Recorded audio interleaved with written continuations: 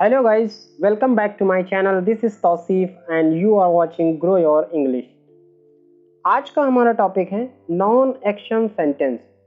इन्हें हम simple sentence भी कहते हैं। ऐसे सेंटेंस में एक्शन नहीं होता है क्योंकि यहाँ पर सब्जेक्ट के द्वारा कुछ किया नहीं जाता है बल्कि उसके बारे में कुछ बताया जाता है। मैं आपके सामने 3 सेंटेंस रखता हूँ, आप बहुत आसानी से समझ जाएंगे। वो एक विद्यार्थी है, He is a student.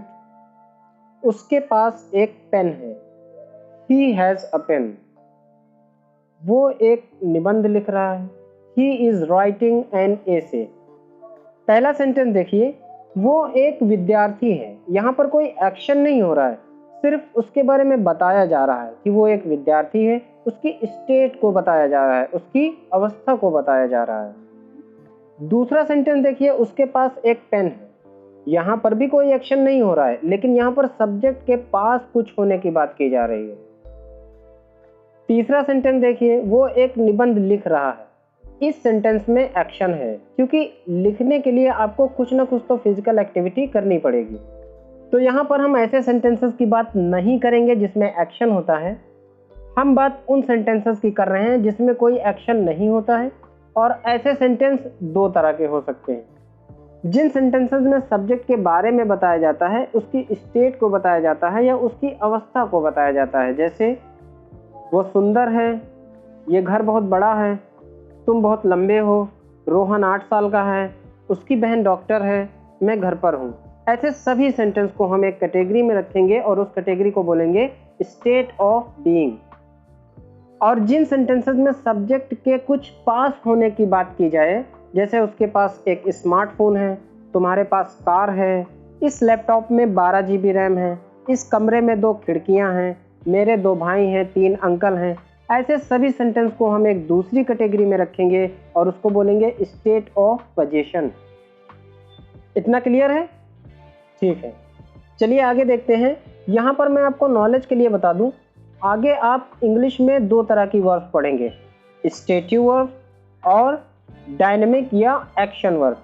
तो ऐसे बहुत से सेंटेंस होते हैं जिसमें स्टेटिव वर्ब होती हैं और ऐसे सेंटेंस में भी एक्शन नहीं होता है। लेकिन यहाँ पर हम ऐसे सेंटेंस की बात नहीं कर रहे हैं, अभी आपको उसके बारे में नहीं सोचना है। यहाँ पर आपने 2 कैटेगरीज देखी, स्टेट ऑफ बीइंग और स्टेट ऑफ पोजीशन। ये दोनों कैटेगरीज प्रेजेंट में भी होंगी, पास्ट में भी होंगी और फ्यूचर में भी होंगी। इस वीडियो में हम प्रेजेंट में स्टेट ऑफ बीइंग के सेंटेंस बनाना सीखेंगे। इसके दूसरे पार्ट में हम लोग स्टेट ऑफ पोजीशन वाले सेंटेंस बनाना सीखेंगे। फिर इसी तरह पास्ट के सेंटेंस और फ्यूचर के सेंटेंस बनाना सीखेंगे। तो इस सीरीज में हम 6 वीडियो बनाएंगे जिसमें बहुत ही बेसिक लेवल की चीज़ें सीखेंगे आप, जो आपके लिए काफ़ी हेल्पफुल हो सकती हैं। और अगर आप एक बिगिनर हैं तो यहीं से आपका इंग्लिश सीखने का सफ़र शुरू हो जाएगा। तो चलिए टॉपिक को शुरू करते हैं और प्रेजेंट में स्टेट ऑफ बीइंग वाले सेंटेंस बनाना सीखते हैं। अगर हम इसके स्ट्रक्चर की बात करें तो अफर्मेटिव सेंटेंस में आपको सबसे पहले सब्जेक्ट लिखना है, उसके बाद इज, एम, आर में से कोई एक अकॉर्डिंग टू सब्जेक्ट और उसके बाद ऑब्जेक्टिव पार्ट। अगर कोई सेंटेंस नेगेटिव है तो सबसे पहले हम सब्जेक्ट लिखेंगे, उसके बाद इज, एम, आर में से कोई एक अकॉर्डिंग टू सब्जेक्ट और उसके बाद हम नॉट लिखेंगे और फिर ऑब्जेक्टिव पार्ट रहेगा। और अगर कोई सेंटेंस इंटेरोगेटिव होगा तो मैं आपको बार बार बताता आया हूँ, मैंने टेंस में भी बताया है। इंटेरोगेटिव सेंटेंस 2 तरह के हो सकते हैं, पहला यस नो टाइप और दूसरा WH वर्ड टाइप। तो अगर कोई यस नो टाइप का सेंटेंस है तो उसमें सबसे पहले हम इज, एम, आर लिखेंगे अकॉर्डिंग टू सब्जेक्ट और उसके बाद हम सब्जेक्ट लिखेंगे। और अगर वो सेंटेंस नेगेटिव भी है तो हम सब्जेक्ट के बाद नॉट लिखेंगे और अगर वो नेगेटिव नहीं है तो नॉट नहीं लिखेंगे और उसके बाद ऑब्जेक्टिव पार्ट। और अगर वो सेंटेंस WH वर्ड टाइप का है तो सबसे पहले हम WH वर्ड को लिखेंगे, उसके बाद इज, एम, आर में से कोई एक लिखेंगे अकॉर्डिंग टू सब्जेक्ट और उसके बाद हम सब्जेक्ट लिखेंगे। और अगर वो सेंटेंस नेगेटिव भी है तो सब्जेक्ट के बाद हम नॉट लिखेंगे, अगर नहीं है तो नॉट नहीं लिखेंगे और उसके बाद ऑब्जेक्टिव पार्ट रहेगा। तो चलिए सबसे पहले हम लोग ये समझ लेते हैं कि स्ट्रक्चर में क्या क्या है, उसके बाद हम लोग एग्जाम्पल देखेंगे। मैंने बोला सबसे पहले आपको सब्जेक्ट लिखना है। तो सब्जेक्ट क्या होता है? अगर इसको सबसे सरल भाषा में समझा जाए तो किसी सेंटेंस में सब्जेक्ट वो होता है जो कुछ कर रहा होता है या उसके बारे में कुछ बताया जाता है। क्योंकि यहाँ पर कोई एक्शन नहीं हो रहा है तो सब्जेक्ट कुछ कर नहीं रहा होगा, यहाँ पर सब्जेक्ट के बारे में कुछ बताया जाएगा। अब यहाँ पे इज, एम, आर क्या है? तो इंग्लिश में एक इर्रेगुलर वर्ब है टू बी, उसी की प्रेजेंट फॉर्म है इज, एम, आर। यहाँ पे आपको ज़्यादा डिटेल में नहीं जाना है, आप इतना समझ लीजिए जब सब्जेक्ट आई होगा तो उसके साथ हम एम लगाएंगे, और अगर सब्जेक्ट वी, यू, दे है या कोई प्लूरल सब्जेक्ट है तो उसके साथ हम आर लगाएंगे, और अगर सब्जेक्ट ही, शी, इट है या कोई सिंगुलर सब्जेक्ट है तो उसके साथ हम इज लगाएंगे। तो इतना क्लियर है? ठीक है, चलिए अब आगे एग्जाम्पल देख लेते हैं। तुम एक अच्छे लड़के हो, यहाँ पे किसके बारे में बताया जा रहा है? क्योंकि मैंने बताया ऐसे सेंटेंस में जिसके बारे में बताया जाएगा वही सब्जेक्ट होगा। तुम एक अच्छे लड़के हो, तुम्हारे बारे में बताया जा रहा है, तो सब्जेक्ट क्या है? यू, और मैंने क्या बोला? यू के साथ क्या लगाना है? आर। एक अच्छे लड़के, अ गुड बॉय, तो जो सेंटेंस बनेगा you are a good boy. अगला सेंटेंस देखिए, वो एक डॉक्टर है, तो यहाँ पे सब्जेक्ट क्या है? ही, उसके साथ हम क्या लगाएंगे? इज, तो सेंटेंस कैसा बनेगा? He is a doctor. वो मेरा दोस्त है, इसमें भी सब्जेक्ट क्या है? ही, और उसके साथ क्या लगाएंगे? इज, तो सेंटेंस क्या बनेगा? He is my friend. मैं एक अध्यापक हूँ, इसमें सब्जेक्ट क्या है? आई, और उसके साथ क्या लगाना है? एम, तो कैसे बोलेंगे? I am a teacher. अब इन्हीं सेंटेंस को अगर हमें नेगेटिव बनाना हो तो हम क्या करेंगे? नॉट लगा देंगे। ठीक है, और कुछ नहीं करना है, आपको नॉट लगा देना है, बहुत ही सिंपल है। जैसे तुम एक अच्छे लड़के नहीं हो, you are not a good boy. वो एक डॉक्टर नहीं है, he is not a doctor. वो मेरा दोस्त नहीं है, he is not my friend. मैं एक अध्यापक नहीं हूँ, I am not a teacher. चलिए आगे बढ़ते हैं और इंटेरोगेटिव सेंटेंस की बात कर लेते हैं। मैंने अभी अभी आपको बताया है इंटेरोगेटिव सेंटेंस दो तरह के हो सकते हैं, पहला यस नो टाइप और दूसरा WH वर्ड टाइप। तो चलिए सबसे पहले हम यस नो टाइप के सेंटेंस की बात कर लेते हैं। यस नो टाइप के सेंटेंस को बोलने की ज़रूरत हमें तब पड़ती है जब हमें आंसर सिर्फ यस या नो में चाहिए। ऐसे सेंटेंस अगर कहीं हिंदी में लिखे होते हैं तो वो डायरेक्ट क्या से शुरू होते हैं। फॉर एग्जाम्पल, क्या वो एक डॉक्टर है? क्या वो एक डॉक्टर है, इसको हम इंग्लिश में जब बोलेंगे तो इस को पहले लिखेंगे और कैसे बोलेंगे?